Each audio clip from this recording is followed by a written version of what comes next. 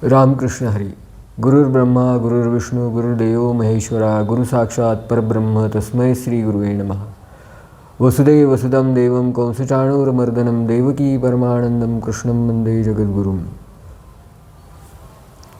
गोपाल कृष्ण भगवान की जय. जय जय श्री राधे. तर मागच्या व्हिडिओमध्ये 17 श्लोक झाले होते दुसऱ्या अध्यायाचे. आता 18वा श्लोक.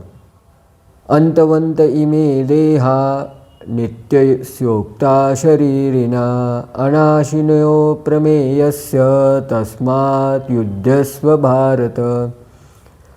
त्याचा अर्थ असा आहे की या नाशरहित मोजता न येणाऱ्या नित्यस्वरूप जीवात्म्याची ही शरीरे नाशिवंत आहेत असे म्हणले गेले आहे. म्हणून हे भरतवंशी अर्जुना तू युद्ध कर. तर या श्लोकामध्ये एक सांगतात की हे जे तू ज्या लोकांसाठी दुःख करतोय ज्यांच्या मृत्यूचं, तर हे जे सगळे देह आहेत त्यांचे शरीर आहेत हे नाशिवंत आहेत. हे आज न उद्या नाश पावणार आहेत. आणि यांच्यातलं जे आत्मतत्व आहे ते मात्र अविनाशी आहे, अप्रमेय आहे. आणि देह जो आहे तो अंतवंत आहे. अंतवंत म्हणजे नाशवान आहे. तर असा विचार करून तू युद्ध कर. आता असा आहे की ते एक प्रश्न येतो पुढच्या श्लोकातील की शरीर नाशिवंत आहे, कधी ना कधी मरणार, आत्मा अमर आहे, म्हणून माणसं मारत सुटायचं का काय, म्हणजे का मारायचं. तर तो प्रश्न जो आहे की का मारणं योग्य आहे की अयोग्य आहे ह्याचा पुढं विचार येईल 3ऱ्या अध्यायात वगैरे. इथं श्रीकृष्ण फक्त काय सांगतायत की मृत्यूची भीती काढून टाक. आपल्या प्रेमीजनाचा मृत्यू किंवा आपल्या स्वतःचा मृत्यू. आता अर्जुन योद्धा असल्यामुळं त्याला स्वतःच्या मृत्यूची भीती नव्हती जास्त, पण माझे जे प्रेमीजन आहेत, माझे आप्त आहेत, स्वजन आहेत, ते लोक मरतील याची त्याला भीती होती, ह्याची त्याला काळजी होती. मग ह्या मृत्यूच्या भीतीतून ते बाहेर काढतात. मग परमार्थाला लागलेल्या माणसाचे सुरुवातीच्या स्टेप्स आहेत या की त्याच्या मनातली मृत्यूची भीती गेली पाहिजे. म्हणून हे आत्मतत्वाचं तत्त्वज्ञान सांगितलं जातं. त्यानंतर 19वा श्लोक. य एन वेति हंतारं यश्चन्नं मन्यते हतं उभोतो न विजानीतो नायं हंती न हन्यते. जो या आत्म्याला मरणारा असे समजतो तसेच जो हा आत्मा मेला असे मानतो ते दोघेही अज्ञानी आहेत. कारण हा आत्मा वास्तविक पाहता कोणाला मारित नाही, कोणाकडून मारला जात नाही. तर या श्लोकामध्ये एक महत्त्वाची गोष्ट अशी की आत्मा मरत नाही. आत्मा म्हणजे कोण आहे तर सर्व घटी पूर्ण एक नांदे. तर जितके माणसं आहेत तितके आत्मे आहेत असं नाही आहे बरं का. तर एकच आत्मा आहे जगामध्ये आणि तो सर्व घटी पूर्ण एक नांदे. आणि ज्ञानेश्वर माऊलींनी जसं म्हणलं आहे, ओम नमोजी आद्या वेद प्रतिपाद्या जय जय स्वसंवेद्या आत्मरूपा. मग आत्मरूपा कोणाला म्हणलं आहे तर परमात्म्याला म्हणलं आहे. आणि तोच आत्मा म्हणजेच इज इक्वल टू परमात्मा आणि परमात्मा इज इक्वल टू भगवंत. म्हणजे हे स्वरूपाचं वर्णन करतायत म्हणजे भगवंताचं वर्णन करतायत. मग भगवंत कोणाच्या ह्याच्याने मारला जाणार आहे तर ह्यांच्यात जो नांदतो आहे एक, तो जो आत्मतत्व आहे ते कधीही नष्ट होणार नाही हे अर्जुनाला सांगतात. आणि दुसरे ह्याच्यातला एक महत्त्वाचा मुद्दा काय सांगतात की आत्मा कोणाला मारत नाही आणि आत्मा मरत नाही आणि आत्मा कोणाला मारत नाही. म्हणजे अर्जुनाला सांगतात तू पण एक आत्मतत्वच आहेस, तुझं खरंच स्वरूप हे आहे. म्हणून तू सुद्धा कुठल्याही कर्माचा करता नाही आहेस. मग तू करता नाही आहेस, तू कोणाला मारणारा नाहीस आणि हे मरणारी नाही आहे. म्हणजे हे जे सगळं चाललं आहे हे स्वप्नवत असल्यासारखं आहे हे अर्जुनाला समजून सांगतात. म्हणजे रिॲलिटी काय आहे आधी त्याचं दर्शन करून दिले या श्लोकामधून. आता आत्मतत्वाबद्दल अजून थोडं स्पष्ट करून सांगतात. न जायते म्रियते वा कदाचित नायं भूत्वा भविता वा न भूयः अजो नित्य शाश्वतयो पुराणो न हन्यते हन्यमाने शरीरे. हा आत्मा कधी जन्मत नाही आणि मरतही नाही. तसेच हा एकदा उत्पन्न झाल्यावर पुन्हा उत्पन्न होणारा नाही. कारण हा जन्म नसलेला नित्य सनातन आणि प्राचीन आहे. शरीर मारले गेले तरी हा मारला जात नाही. तर पुन्हा आत्मतत्वाचं, आता हे सगळे श्लोक आत्मतत्वाचंच निरूपण करत आहे की न जायते म्रियते वा कदाचित, म्हणजे हा कधी जन्म घेत नाही, कधी मरत नाही. पहिल्यांदा नायम भूत्वा भविता वा न भूयः, म्हणजे कुठल्याच काळात असं होत नाही की तो जन्मला किंवा कुठल्या काळात तो नव्हता असं होत नाही. अजो नित्य शाश्वतयो पुराणो, अजय न जन्म घेणारा, नित्य आहे, शाश्वत आहे, हेच एक अंतिम सत्य आहे. आणि पुराणो अतिशय जुना आहे, म्हणजे कधी आहे म्हटलं तर अनादी आहे, पहिल्यापासून आहेच आहे. आणि न हन्यते हन्यमाने शरीरे, म्हणजे शरीराला जरी मारलं तरी हे आत्मतत्व मारलं जात नाही. आता ह्या आत्मतत्वाला का समजून घ्यायचं एवढं, तर जगात एक सर्वात सुंदर वस्तू जी आहे ते म्हणजे चैतन्य, आणि या चैतन्यालाच आत्मतत्व म्हणले. तर हे आहे जगात, म्हणून जगत सुंदर आहे बरं का. एक कल्पना करा, समजा हे जगत सगळंच्या सगळं जड असलं असतं आणि एकही जीव नसला असता या जगतामध्ये, तर किती भयानक दिसलं असतं. हां, मग या जगतामध्ये चैतन्य आहे म्हणून हे जग सुंदर दिसतं. आपण पाहतो एखादा मनुष्य जिवंत असतो, त्यावेळेस आपण त्याशी गप्पा मारतो, बोलतो, त्यासोबत आपल्याला भीती वाटत नाही. पण त्याच माणसाचा मृत्यू झाला, त्याच्यातलं आत्मतत्व निघून गेलं आणि नुसती डेड बॉडी राहिली, तर त्याच्या जवळ बसायला नको वाटतं आपल्याला. मग ती प्रेमाचा का माणूस असं ना आपला.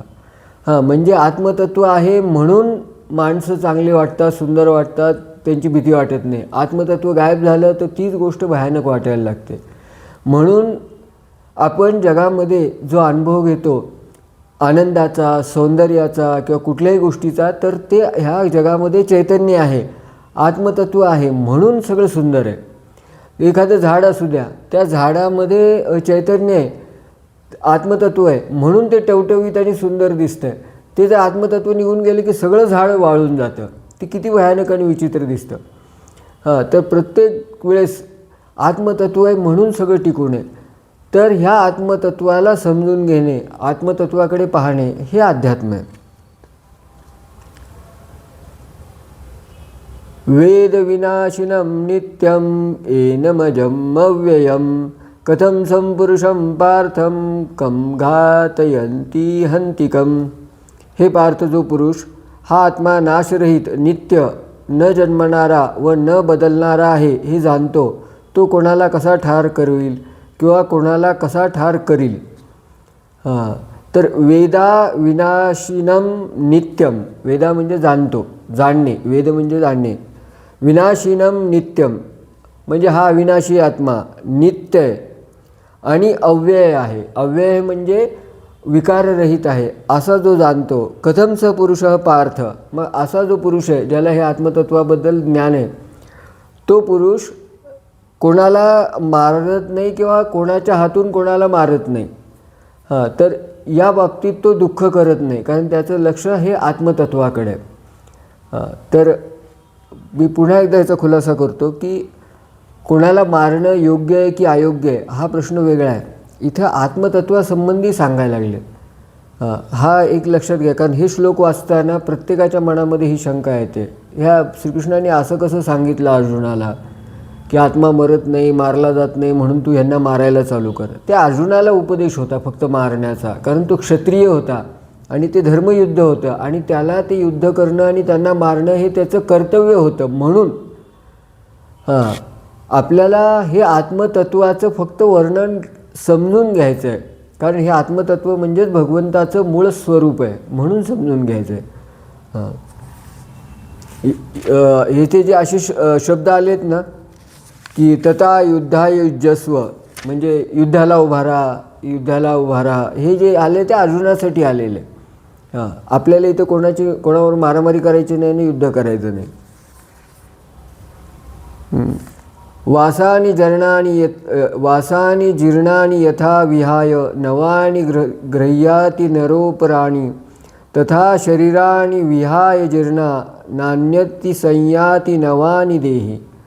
तर असं सांगतात की ज्याप्रमाणे माणूस जुनी वस्त्रे टाकून दुसरी नवी वस्त्रे घेतो, त्याप्रमाणे जीवात्मा जुने शरीर टाकून दुसऱ्या नव्या शरीरात जातो. आता इथं कसं आहे, जीवात्मा बरं का, जीव आणि आत्मा हे दोन वेगळे शब्द आहेत बरं का. तर दोन्ही शब्दाच्या अर्थामध्ये भिन्नता काय, तर आत्मा हा सर्वाघटी एक असतो, एकच आत्मा आहे जगात. पण जीव मात्र अनेक आहेत. माझा जीव वेगळा, तुमचा जीव वेगळा, अजून एखादा व्यक्ती इथं आला तर त्याचा जीव वेगळा. म्हणजे जीव हे जितके प्राणी दिसतात, जितके हे दिसतात तेवढे जीव आहेत. म्हणजे जीव अनेक आहेत पण आत्मा एकच आहे. आत्मा हा भगवत स्वरूपच आहे. जीव मात्र भगवंताचा अंश आहे. जीव 84 लक्ष योनी हिंडत राहतो कर्माप्रमाणे आणि वासनेप्रमाणे. हा जीव हिंडतो. आत्मा कुठे हिंडत नाही, काही नाही. तो जन्मतही नाही आणि मरतही नाही.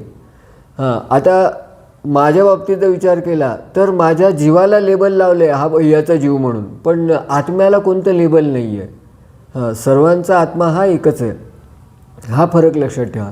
मग आता हा जो श्लोक आहे ना, मगाच्या आत्मतत्वाबद्दल वर्णन होतं, पण हा जो आहे वासानी जीर्णानी यथा विहाय नवानी ग्रहाती नरोपराणी, हा जो श्लोक आहे तो जीवाला संबंधित आहे. की जीव हा जसं मनुष्य कपडे बदलतो आपले, तसा जीव हा आपले शरीर बदलतो. जुनं शरीर टाकून देतो आणि नवीन शरीर धारण करतो. एवढं हे पहिलं शरीर टाकून देणे, नवीन शरीर घेणे म्हणजेच मृत्यू आहे.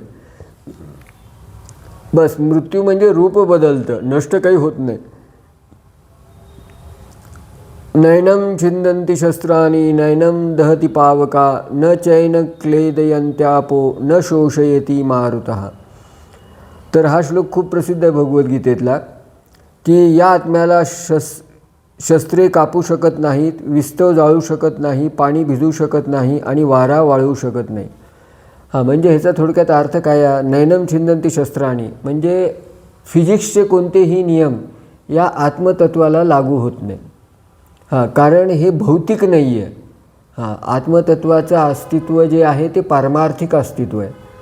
म्हणजे 3 प्रकारचे अस्तित्व असतात: प्रातिभासिक, त्याच्यानंतर व्यवहारिक आणि पारमार्थिक. हे आदि शंकराचार्यांनी सांगितलेलं.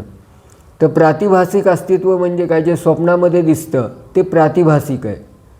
त्यानंतर व्यवहारिक म्हणजे आता हे जागेपणी जे आपल्याला अनुभवास येतं भौतिक जगत, हे व्यवहारिक अस्तित्व आहे. आणि ब्रह्म, परब्रह्म जे आहे किंवा आत्मतत्व आहे हे परमार्थिक अस्तित्व आहे.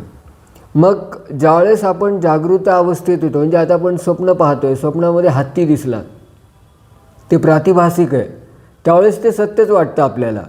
पण ज्यावेळेस स्वप्नातून जागे होतो त्यावेळेस तो हत्ती असत्य आहे म्हणून कळतं. मग व्यवहारिक जगतात येतो आणि व्यवहारिक जगतामधून सुद्धा आपण ज्यावेळेस जागृत होतो, म्हणजे मोक्ष येतो किंवा मुक्तीला जातो, त्यावेळेस हे व्यवहारिक जगत असत्य आहे म्हणून आपल्याला कळतं आणि मग परमार्थिक सत्ता कळते. तर व्यवहारिक जगतातले जे नियम आहेत ते सगळे आत्मतत्वाला लागू होत नाहीत. मग आत्मतत्व हे नैनम छिंदन्ति शस्त्राणि नैनम दहति पावका न चैन क्लेदयन्त्यापो न शोषयति मारुतः, हे तत्व सांगितले की हे पंचमहाभूताचा इफेक्ट आत्मतत्वावर होत नाही. हे आत्मतत्व सगळीकडे व्याप्त असून कशालाही स्पर्श करत नाही. हे असं आहे.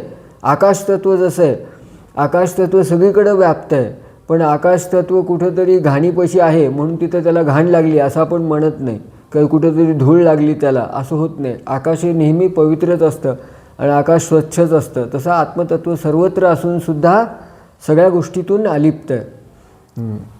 आता एका विचारवंतांनी असा एक इथे एक प्रश्न केला होता. थोडा व्हिडिओ मोठा होतो आहे पण काही हरकत नाही, पण विषय कट करता येत नाही. वाटल्यास ते 1.5x वर ऐका म्हणजे फास्ट होईल. तर एका विचारवंतांनी असा हे भगवद्गीतेचे श्लोक वाचल्यानंतर असा विचार केला की जेवायला बसलो आहे मी, मग मी आत्मतत्व आहे, हे ताट पण आत्मतत्व आहे, मग मी जे पोळी भाजी खातो आहे ते पण आत्मतत्व आहे, मग मी आत्म्याला खाल्लं, असं म्हणजे असा मूर्खासारखा विचार करून त्या विचारवंतानं भगवद्गीतेवर टीका केली. मग असं कसं होईल आत्मतत्वाने आत्मतत्वाला खाल्लं? तर मोठा विचारवंत, मी नाव घेत नाही, तर असा मूर्खासारखा विचार करून त्या मूर्ख विचारवंतांनी अशी भगवद्गीतेवर टीका केली. पण ही चुकीची टीका आहे. कारण आत्मतत्व आत्म्याला कसा खाईल म्हणजे तो अजूनसुद्धा आत्म्याला परिच्छिन्न समजतो आहे. म्हणजे हा आत्मा वेगळा, तो आत्मा वेगळा, त्याला सर्वव्यापक आत्मतत्व आणि अद्वैताचं समज नाही आहे. तर आपण जेवायला बसलो तर ते अन्नसुद्धा आत्मतत्व आहे, अन्न हे पूर्ण ब्रह्म आहे आणि आपणसुद्धा ब्रह्मस्वरूपच आहेत आणि हे काढणंसुद्धा ब्रह्मक्रियाच आहे. ह्याच्यात आश्चर्य वाटण्यासारखं काहीच नाही आहे. मग आपण जसं समुद्रावर लाटा निर्माण होतात, तर समुद्र हे पाणीच आहे, त्या लाटा पण पाणीच आहे आणि पुन्हा त्या लाटा समुद्रातच मिक्सअप होतात. तसं इथली प्रत्येक वस्तू ही आत्मतत्व आहे. इव्हन आपण ज्याला जड वस्तू म्हणतो त्याच्यातसुद्धा चैतन्य आहे. फक्त काही तिथं चैतन्य ॲक्टिव्ह असतं, कुठं सुप्त रूपात असतं. पण हे सगळं आत्मतत्वानी हे झालेलं आहे. ईशावास्यमिदं सर्वं येन जगत्या ईशावास्यमिदं सर्वं यत्किंचित जगत्याम जगत तेन तक्तेन भुंजिता मा गृह कस्यास्वित धनम. म्हणजे ईशावास्यमिदं सर्वं म्हणजे सगळं जगत व्याप्त आहे. तर असं आत्मतत्व व्यापक आहे म्हणून आश्चर्य वाटायचं काही कारण नाही की हे सगळंच कसं काय आत्मतत्व आहे वगैरे. तर या ठिकाणी आपला 23वा श्लोक संपला. या व्हिडिओमध्ये इथंच थांबू आपण. कृष्णार्पणमस्तु.